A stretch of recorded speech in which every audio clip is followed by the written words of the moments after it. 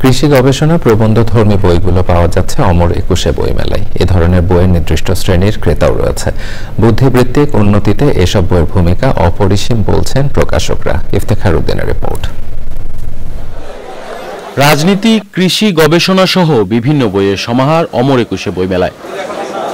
SAARC agriculture centre সার্কভুক্ত দেশগুলোর কৃষি গবেষণা নিয়ে বের করেছে বিশেষ গবেষণা গ্রন্থ। এই বইটার নাম হচ্ছে transformation for sustainable and nutrition sensitive agri food systems in South Asia.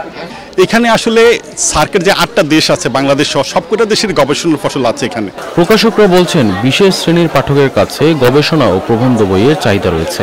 এই ধরনের বইগুলো একটু ভারী হয়, এগুলোর গ্রাহকরা যারা তারাও একটু গম্ভীর স্বভাবের মানুষজন হয়ে থাকেন। যারা এগুলো কিনে থাকেন ওনারা এগুলো নিজের ব্যক্তিজীবন এবং সমাজের কাজে ব্যবহার করে থাকেন। জুলাই অভ্যুত্থান নিয়ে প্রবন্ধ, গল্প ও উপন্যাস প্রকাশ করছেন বিভিন্ন লেখক। 24 জুলাইয়ের যে উচ্ছ্বাস এবং তারুণ্যের যে অভ্যুত্থান, জনসাধারণের যে অভ্যুত্থান, সেইটার যেমন স্থান পেয়েছে এবং সমাজের বিভিন্ন অসঙ্গতি এবং অবক্ষয়, সেগুলো আসলে আমি এই প্রবন্ধে উঠে আসছে।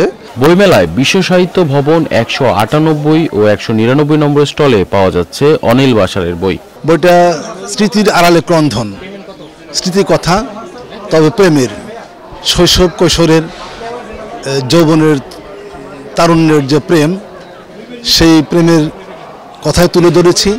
বিরহের কথা লেখা আছে, ভালোবাসার কথা লেখা আছে, প্রকৃতির কথা লেখা আছে। এটা গাংচিল থেকে প্রকাশিত হয়েছে প্রথম, আর এটাতে প্রচ্ছদটা করেছে আমার নিজের মেয়ে। অমর একুশে বইমেলার দ্বাদশ দিনে নতুন বই এসেছে 89টি। Iftekhar Uddin, channel I, Dhaka.